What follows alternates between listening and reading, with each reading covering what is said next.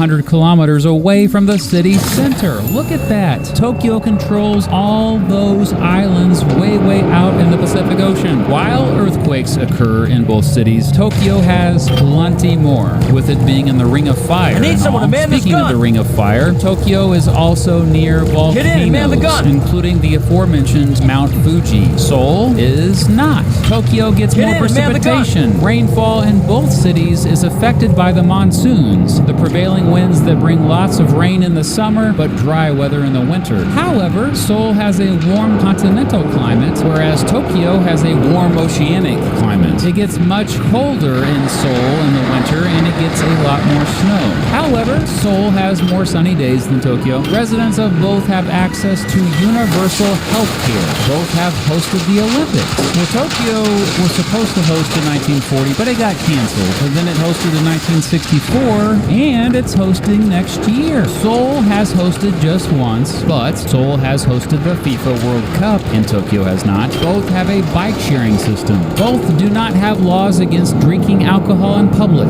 Both have a stock exchange. The two are about 1,152 kilometers, or 716 miles, apart, or about a 2-hour flight. Seoul is much older than Tokyo, a lot older. The earliest settlers of what would become Seoul got there around 18 BC. Tokyo, which used to be called Edo, didn't come around until almost 1,500 years later. It began as a small fishing village around 1457. By that time, Seoul was the capital of the Kingdom of Great Joseon, which comprised of the entire Korean peninsula. In the 1500s, Edo steadily grew due to having a natural geographic advantage compared with other Japanese villages. Probably due to this, Tokugawa Ieyasu, the first shogun and founder of the Tokugawa shogunate government in Japan, chose Edo to be the capital and relocated there. During the Tokugawa period, from 1603 to 1868, Edo grew quite a bit, despite major setbacks like the Great Fire of Meriki of January 1657, which destroyed most of the city. Still, by 1721, Edo had become the world's largest city with an estimated 1.1 million people. Meanwhile, Seoul had also grown. During the Joseon dynasty, it was called Hanyang and later Hanseong. In 1868, the Imperial Army took over Edo and ended the Tokugawa government. The violence surrounding this took a big toll, and hundreds of thousands fled the city. Once in control, the Imperial Army renamed Edo Tokyo, which meant, quote, the eastern capital, and put 16-year-old Emperor Meiji in charge. This was called the Meiji Restoration, and during what became known as the Meiji era, Tokyo modernized, ending its isolation with the rest of the world and quickly industrializing. Not long after this, the same thing happened in Seoul. After hundreds of years in isolation under the Joseon dynasty, Seoul opened its arms to foreigners and also began to modernize and industrialize. Seoul was the first East Asian city to have electricity. But then in 1910, the Empire of Japan took over the Korean Empire. And just like that, Tokyo ruled over Seoul, but kept Seoul as its new colony's capital. While under colonial rule, the Japanese called Seoul Keijo. On September 1st, 1923, a devastating earthquake killed up to 3% of Tokyo's population and left an additional 2 million Tokyo residents homeless. It destroyed around 75% of all buildings in Tokyo. Due to racism, angry survivors took revenge on Koreans who lived in the city, killing several thousand. Eventually, Tokyo rebuilt completely, building much stronger and more modern buildings, only to be firebombed by the United States Army Air Force over and over during World War II. Throughout the later stages of the war, most of eastern Tokyo was on fire. The air raids killed an estimated 100,000 Tokyo residents and destroyed about a quarter of all buildings in Tokyo at the time. After Japan surrendered, the Allies liberated Korea, and only then did Seoul get its current name.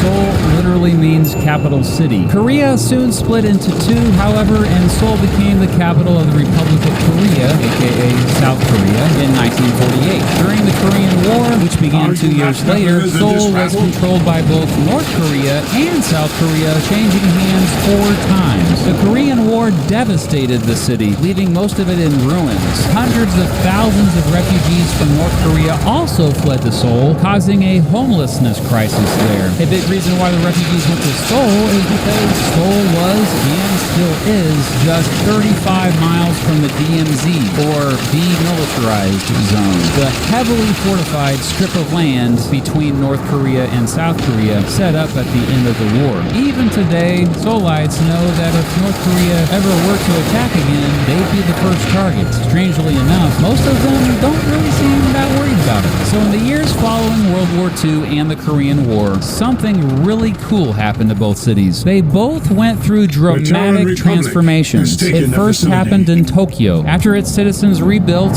again, it was a major part of the Japanese economic miracle, a record period of economic growth that turned Japan into the world's second largest economy. Meanwhile, Seoul had its Miracle on the Han River, named after the great river that runs through the city, which was also a record period of economic growth that turned South Korea into one of the richest countries in the world. While Tokyo's economy has slowed down in recent decades, Seoul's keeps on chugging along. Other differences between the two cities today? While both are definitely crowded, Seoul has a higher population density. Its population density is almost twice that of New York City. Seoul has much younger residents on average. While the majority of residents in both cities are not religious, the two biggest religions for those who are in Seoul are Christianity and Buddhism, and the two biggest for those who are in Tokyo are Shinto and Buddhism. Tokyo residents speak Japanese, and Seoul residents speak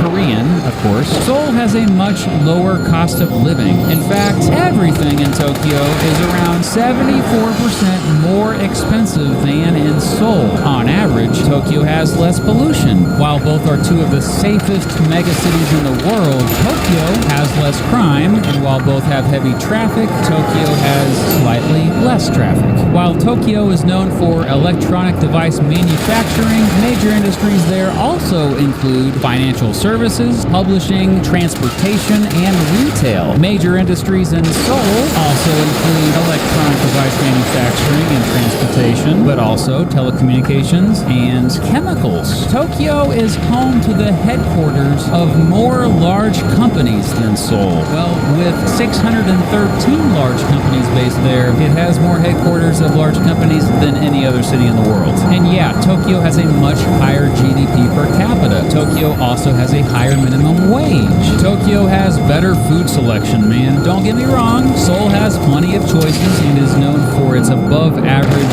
street food, but Tokyo just has any type of food you could possibly ever want. Seoul is the birthplace of both K-pop, or Korean pop music, and K-dramas.